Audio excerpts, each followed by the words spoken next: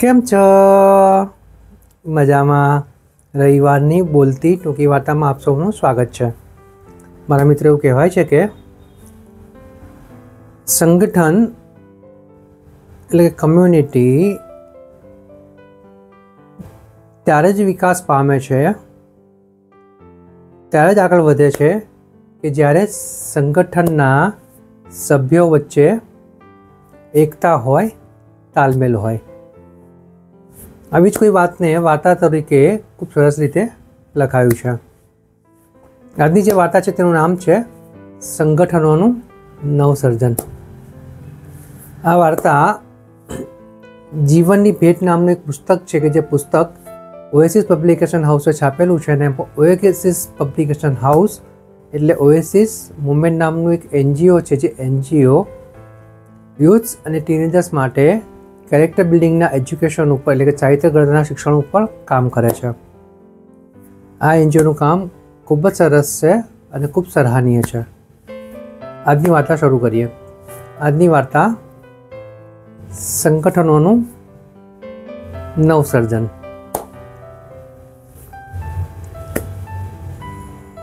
વાત છે થોડા વર્ષો પહેલાંની. એક મઠ હતો.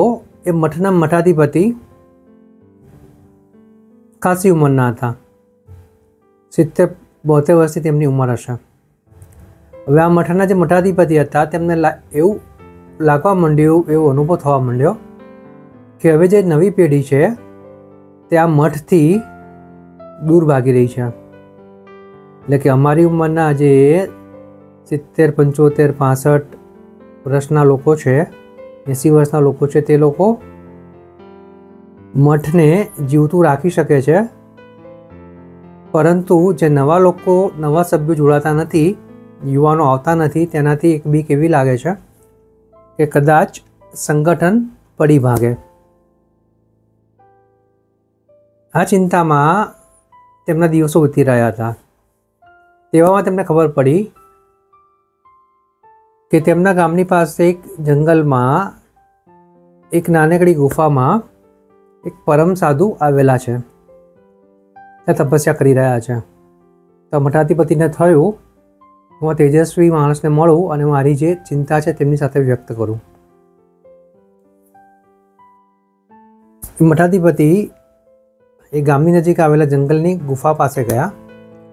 એ ગુફામાં જે પેલા સાધુ ધ્યાન ધરી રહ્યા હતા તેમની પાસે જઈને બેસી ગયા.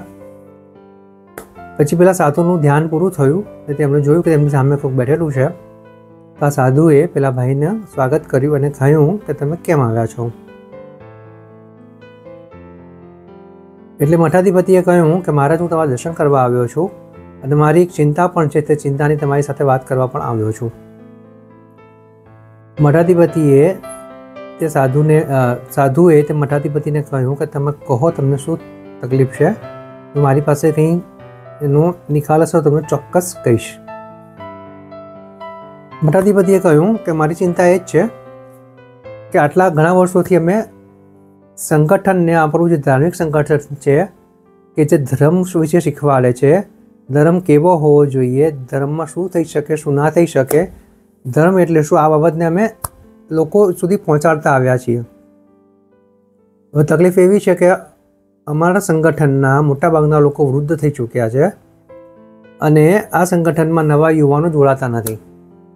એટલે અમને એવું થાય છે કે જો અમે નહીં હોઈએ તો આ સંગઠન પડી ભાગશે.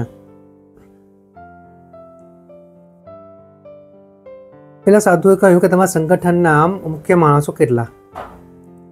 મઠાધિપતિએ કહ્યું કે મારી સાથે મુખ્ય 5 માણસો છે જે સંગઠનનું ધ્યાન રાખી રહ્યા છે, બાકી બધા સ્વયંસેવકો છે. સ્વયંસેવકો પણ મોટા ભાગે અમારા જેવા વૃદ્ધો જ છે. સાધુએ કહ્યું કે સાચું કહું, તમારી જેવી ચિંતા હું પણ કરી રહ્યો હતો. સાધુએ કહ્યું કે હું જ્યાંથી આવી રહ્યો છું ત્યાં પણ મારી આવી જ હાલત છે જેવી તમારી છે. અમારું જે આશ્રમ છે તે આશ્રમમાં પણ યુવાનો નથી આવી રહ્યા, ફક્ત ને ફક્ત વૃદ્ધ લોકો આવી રહ્યા છે. અને અમને પણ ચિંતા છે કે હવે આગળ આશ્રમનું શું થશે. બંને એકબીજાની તકલીફો સમજ્યા, બંને એકબીજાના સવાલો સમજ્યા અને કલાકો સુધી એ લોકોએ ખૂબ ચર્ચા કરી. શું શું થઈ શકે તે વિશે બધું ઘણું વિચાર્યું, પણ કોઈ નક્કર કારણ ઉપર તેઓ આવ્યા નહીં, કોઈ નક્કર નિરાકરણ મળ્યું નહીં. છેલ્લે છૂટા પડવાનો વારો આવ્યો. છૂટા પડતી વખતે પેલા મઠાધિપતિએ પહેલાં તેજસ્વી ગુરુને કહ્યું કે મહારાજ, ગુરુજી હું જઈ રહ્યો છું, પણ જો તમને આ બાબતનો કોઈ પણ ઉકેલ મળે તો મને ચોક્કસ જણાવજો. પહેલાં સાધુએ પણ કુદરતી રીતે જ કહ્યું કે આપણે બધું જ કરી ચૂક્યા છીએ, આપણને કોઈ જ ઉકેલ નથી મળ્યો, પણ એવું બની શકે કે આપણામાંથી જ કોઈ એક ભગવાન બનીને આવે અને આ સમસ્યાનું નિરાકરણ લાવે, ને આપણામાંથી જ કોઈ એક તે કરી શકે છે. આટલું તેમણે એટલે મઠાધિપતિને કહ્યું. પછી સાધુ અને મઠાધિપતિ છૂટા પડ્યા. મઠાધિપતિ પોતાના મઠમાં આવ્યા. જેવા મઠમાં આવ્યા તેવા બાકીના પેલા જે 4 મુખ્ય માણસો હતા તે મઠાધિપતિને ઘેરી વળ્યા અને તેમને પૂછવા લાગ્યા કે તમે પેલા તેજસ્વી સાધુ પાસે જઈને આવ્યા, તે સાધુ મહારાજે શું કહ્યું, શું ઉકેલ આપ્યો, અમને જણાવો. પેલા મઠાધિપતિએ કહ્યું કે હું જે ગુરુને મળ્યો તે ખરેખર ખૂબ તેજસ્વી હતા, ખૂબ જ્ઞાનથી ખૂબ ભરપૂર ભરેલા હતા. મેં આપણી બધી સમસ્યા તેમને જણાવી, પરંતુ તેમની પાસે આ સમસ્યાનો કોઈ ઉકેલ નથી.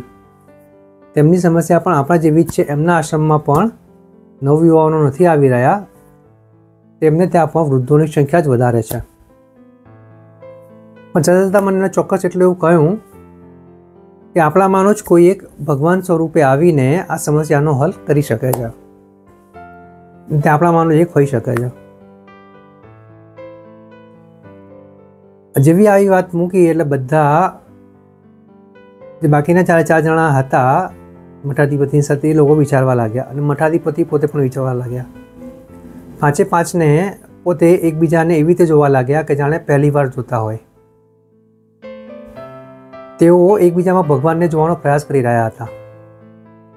બધા એકબીજામાં જાણે ભગવાન દેખાઈ રહ્યા તે જ રીતે વર્તન કરી રહ્યા હતા અને એ દિવસથી બધા એકબીજા પ્રત્યે એટલા આકર્ષાયા, એકબીજા પ્રત્યે એટલું માન થયું એ લોકોને કે તેઓ કંઈ પણ કરે એકબીજાને પૂછે ન કરે, એકબીજાની સંમતિથી કરે અને એકબીજા માટે ખૂબ પ્રેમ રાખે. કારણ કે તેઓ એવું માનતા થયા કે આપણામાંથી જે એક ભગવાન છે અને તે આની સમસ્યાનો ઉકેલ લાવશે. એટલે જે વ્યક્તિ છે તે વ્યક્તિ પોતાને છોડીને બાકીના 4માંથી એક ભગવાન હશે તેવું વિચારવા લાગ્યો. આવું બધા સાથે થયું અને આ પ્રક્રિયા લાંબા સમય સુધી ચાલી. આજે એકબીજાથી માનથી જોવાની પ્રક્રિયા હતી તેના હિસાબે વાતાવરણ આખું સકારાત્મક થઈ ગયું, હકારાત્મક થઈ ગયું. હવે તે લોકો જ્યાં રહેતા હતા જે મઠમાં, તે મઠની આસપાસનું વાતાવરણ પણ ખૂબ સકારાત્મક થઈ ગયું. ત્યાં તેજસ્વી પ્રકાશ ફેંકાવા લાગ્યો. જાણે કંઈક વાતાવરણમાં કંઈક આમ કંઈક પ્રજ્વલિત થયું હોય અને માણસ જેમ ઉર્જાવાન થઈ જાય તેવું વાતાવરણ તે મઠની આસપાસ થવા લાગ્યું. મઠની આસપાસના લોકોને પણ તેનો અનુભવ થયો કે આ વસ્તુ અહીંયા જરૂર કંઈક ચમત્કાર થયો છે, જેના હિસાબે વાતાવરણ સરસ થઈ ગયું છે. એટલે હવે થયું એવું કે મઠમાં હવે ધીરે ધીરે ગામના બીજા લોકો પણ આવવા લાગ્યા, યુવાન લોકો પણ આવવા લાગ્યા. યુવાનો આવે, સાધુઓ સાથે બેસે, મઠાધિપતિ સાથે બેસે, એમના સભ્યો સાથે બેસે, વૃદ્ધ વ્યક્તિઓ સાથે બેસે, વાતો કરે, ચર્ચા કરે. હવે યુવાનોને આવવામાં મજા આવવા લાગી. તેઓ લોકોને લાગ્યું કે જરૂર ચોક્કસ અહીંયા કંઈક એવી ઉર્જા છે જે આપણને સકારાત્મક અભિગમથી ભરી દે છે. આ વાત ઘણા બધા ગામોમાં ફેલાઈ અને આસપાસના ગામોમાંથી પણ લોકો આવવા લાગ્યા અને આમાં પણ ખાસ કરીને નવયુવાનો આવવા લાગ્યા. હવે વાત એવી થઈ કે નવયુવાનો આજે મઠાધિપતિને સભ્યો હતા તેમને સામેથી પૂછવા લાગ્યા કે અમારે પણ તમારા સંગઠનમાં જોડાવું હોય તો અમારે શું કરવું પડે. એટલે જ્યાં મઠાધિપતિને ચિંતા હતી કે એક પણ યુવાન સંગઠનમાં આવતો નથી અને આટલા બધા યુવાનોને આવતા જોઈને તેમને મગજમાં ક્લિક થયું. તેમને સાક્ષાત્કાર થયો કે જરૂર ચોક્કસ ભગવાને જ આ કર્યું છે. પહેલાં જે ગુરુજીએ કહ્યું હતું કે એકબીજાને માનથી જોવાનું, તેમણે સીધી રીતે નહોતું કે તેમણે એમ કહ્યું હતું કે આપણામાંથી જ કોઈ ભગવાન હોઈ શકે છે. અને આ સાંભળીને અમે એકબીજાને માનથી જોવા લાગ્યા, એકતાથી વર્તવા લાગ્યા અને એના કારણે જ અમારું સંગઠન પાછું ઊભું થયું. અને આજે એવું છે કે અમારા સંગઠનમાં વૃદ્ધો કરતાં યુવાનોની સંખ્યા વધારે છે. એટલે મઠાધિપતિ ખૂબ ખુશ થયા અને પેલા ગુરુને ત્યાંથી જ વંદન કર્યા અને આભાર વ્યક્ત કર્યો. અને બાકીના જે 4 સભ્યો હતા તે પણ સંગઠનના આવા નવસર્જનથી તે પણ ખુશ થયા. આ રીતે સંગઠનનું નવસર્જન થયું.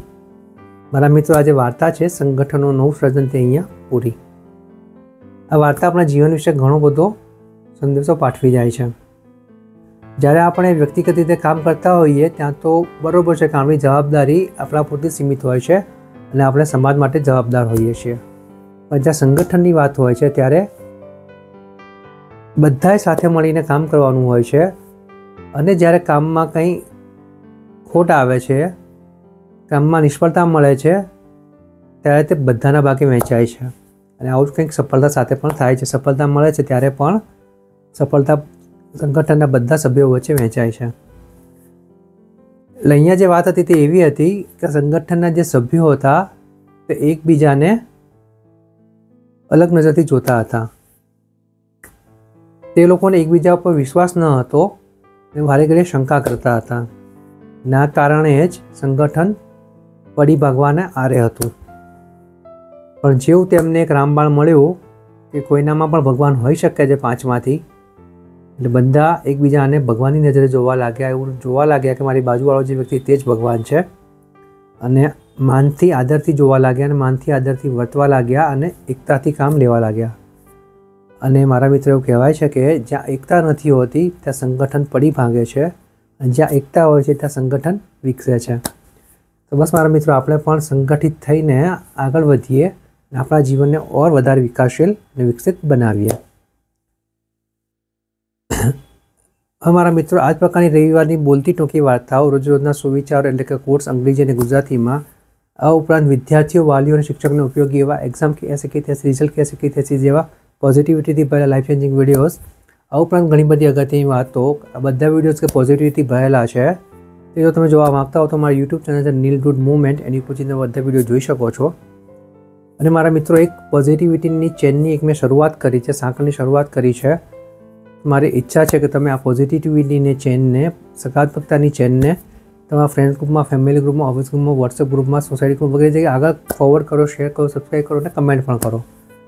મારા મિત્રો, એક નાનકડી ચેન જો તમે આગળ વધારશો તો કોઈ વ્યક્તિને જ્યાં ખરેખર જરૂર હશે આવી કોઈ વાતની, તો તે વ્યક્તિ સુધી પહોંચશે અને તે વ્યક્તિનું જીવન સુધરી જશે. બસ મારા મિત્રો, આટલી જ એક વિનંતી છે કે આ પોઝિટિવિટીની ચેનને આગળ વધારજો અને મારી મદદ કરશો ને? સારું મારા મિત્રો, હવે આજના સમયની બીજી મોટી તકલીફ એ છે કે આજના આપણા તરુણો, યુવાનો તેમના માર્ગથી ભટકી રહ્યા છે. તેઓ સમયનું જે પ્રમાણે સંચાલન કરવાનું હોય છે તે નથી કરી શકતા અને મોટાભાગે તેઓ ડિજિટલ લાઈફ જે છે, ડિજિટલ ગેજેટ્સ છે, તેમાં પોતાનો ઘણો બધો સમય બરબાદ કરી રહ્યા છે. ટૂંકમાંથી બધા યુવાનો, બધા તરુણો એવા છે, પણ મોટાભાગના લોકો અત્યારે આ જ રસ્તા ઉપર ચાલી રહ્યા છે.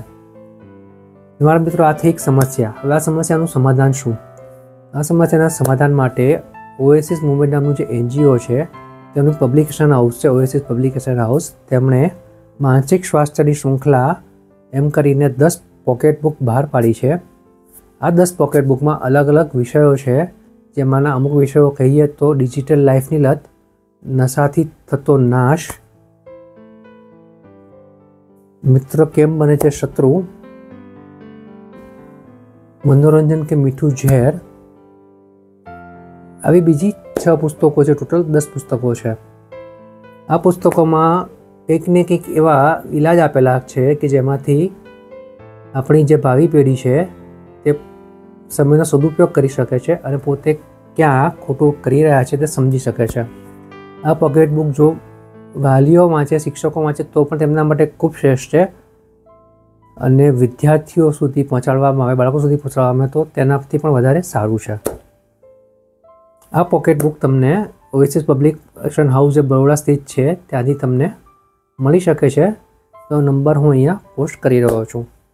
અને જો સ્કૂલ દ્વારા મંગાવવામાં આવે છે તો અમુક પ્રકારનું ડિસ્કાઉન્ટ પણ આપવામાં આવે છે.